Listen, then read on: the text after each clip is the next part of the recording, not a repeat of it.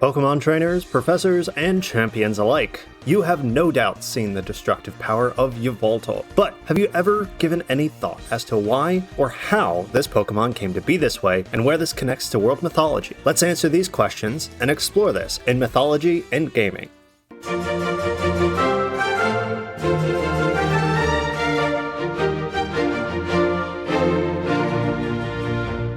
Hello everyone, and welcome to another episode. In the last video, we talked about the Pokemon of life, Xerneas, how it's inspired by Norse mythology, and even where Xerneas may have gotten its name. In part 2, we will focus on Yveltal, the Pokemon of death and destruction. Let's begin this, like always, by looking at the games and learning more about this destructive force of nature. Yveltal is a dark flying type and is the legendary exclusive to Pokemon Y, as well as the opposite to Xerneas, the second of the Aura trio, having the ability Dark Aura, which increases all dark type moves on the field. Fun fact, Yveltal and Xerneas have the exact same stats: speed, health, attack, and all.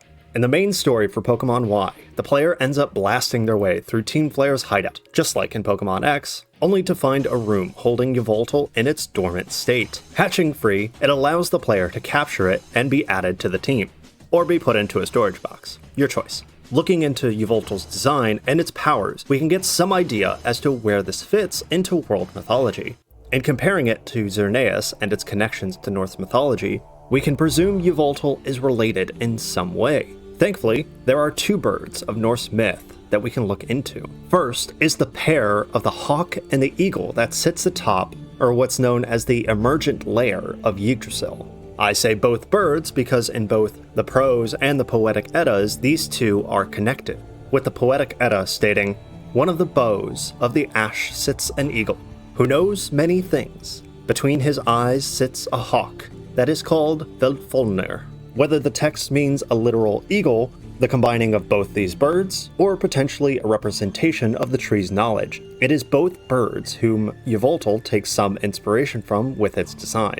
If we take the Poetic Edda literally, we find that the crests above Yveltal's eyes can represent the hawk standing atop the eagle's head to look over the world tree. As well, the name of the hawk, Yveltal, means storm pale, or wind bleach, which may not mean a whole lot to Yveltal's design. However, when we look at their shiny, this makes a bit more sense. Yveltal's design turns from a bright red and black to a darker red and white, becoming storm pale or even wind bleached in color. Though this isn't the only design choice which inspires Yveltal. Our second bird, Hraesvelgr, is equally connected with Yveltal, compared to the eagle and hawk of Yggdrasil.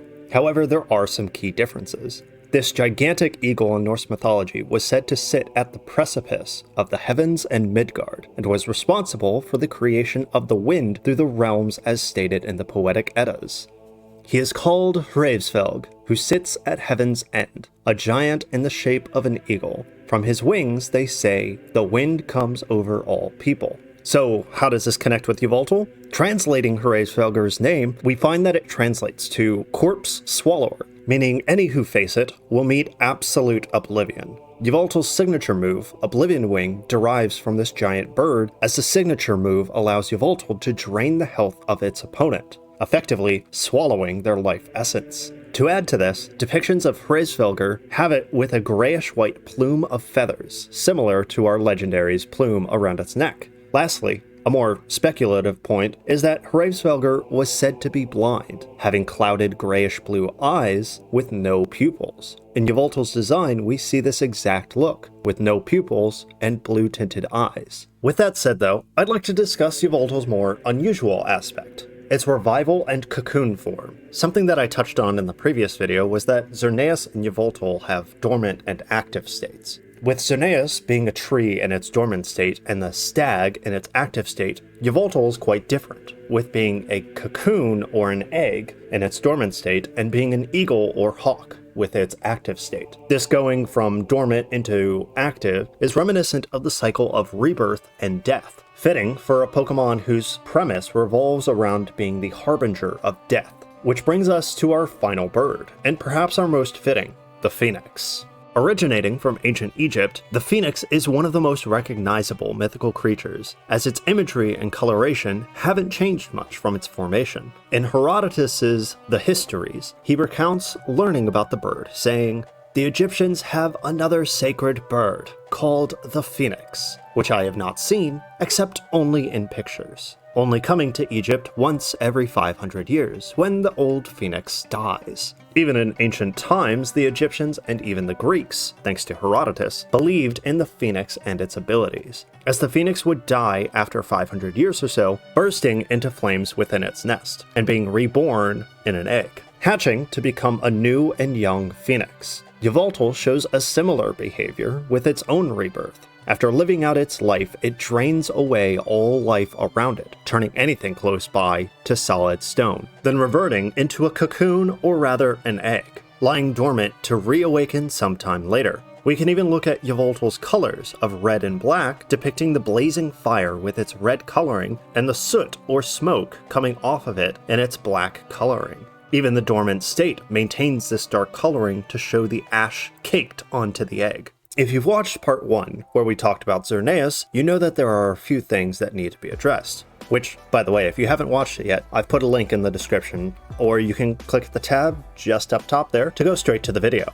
In any case, let's cover our explanations. First off, our dual birds, the hawk and the eagle of Yggdrasil. Within the actual stories of Norse mythology, not much is really mentioned about them. Besides their initial mention, the only other point that is made is that the pair receive information on the realms and on Nidhogger from the squirrel Ratatoskr, which is something that I'm going to cover in part 3 of the series. But the pair are more watchers than anything else, and aren't nearly as destructive as Yveltal. As for Hreifsvelgr, there's even less that's mentioned about them. It's said that they are in fact a Jotun, or a giant, in Norse myth, who takes the form of an eagle, and ultimately, it's their indirect destruction with those who cross their path that connects them to Yveltal, as we see Yveltal exhibit the same behavior when waking from their dormant state and returning to it. Neither are evil or malevolent, just indiscriminately destructive.